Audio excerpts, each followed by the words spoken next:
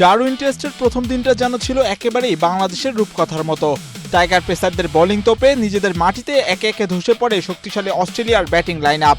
হাসান মাহমুদের ৬ উইকেটের সাথে তাসকিন ও এবাদতের জোড়া আঘাতে অজিদের প্রথম ইনিংস গুটিয়ে যায় মাত্র ১৯৮ রানে। জবাবে শেষ বিকেলে ১ উইকেটে ৯৬ রান তুলে দিন শেষ করে বাংলাদেশ। তবে অজিদের এই ধরাশায়ী হওয়ার দিনে তাদের ২০৬ রানের একমাত্র লড়াইটাই ছিল স্টিভেন স্মিথের।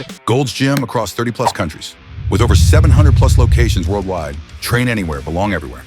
১০৯ বলে ৭১ রানের লড়াইয়ে তিনি ছিলেন দলের একমাত্র 50 হাঁকানো টপ স্কোরার। এক প্রান্তে সতীর্থদের একের পর এক আসা যাওয়ার মিছিলেও স্মিথ আগলে রেখেছিলেন অজিদের ইনিংস, খেলেছেন নিজের চেনা মেজাজে। অথচ মাত্র ৭ রানে সাজঘরে ফিরতে পারতেন এই মাস্টার ক্লাস ব্যাটার। এদিন ইনিংসের ২১তম ওভারে এবাদত হোসেনের বল স্মিথের ব্যাট ছুঁয়ে উইকেটের পেছনে গেলে কট বিহাইন্ডের জোরালো আবেদন জানায় বাংলাদেশ। ফিল্ডারদের আত্মবিশ্বাস দেখে অনফিল্ড আম্পায়ার আউট না দিলেও রিভিউ নেন অধিনায়ক নাজমুল হোসেন শান্ত।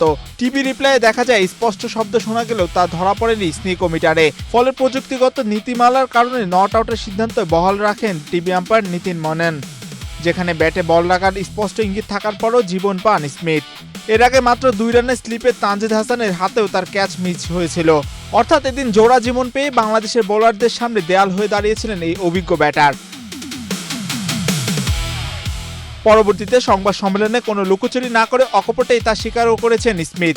নিজের ভাগ্যকে ধন্যবাদ জানিয়ে তিনি বলেন, আমার মনে হয় ব্যাটে বল লেগেছিল, আম্পায়ার আউট দিলে আমি হেঁটেই মাঠ ছেড়ে দিতাম, কিন্তু আজকের দিনে টেকনোলজি মূলত আমাকে বাঁচিয়ে দিয়েছে। স্মিথের এমন দায়িত্বশীল 50 না থাকলে হয়তো ১০০ আগেই গুটিয়ে যেত স্বাগতিকরা।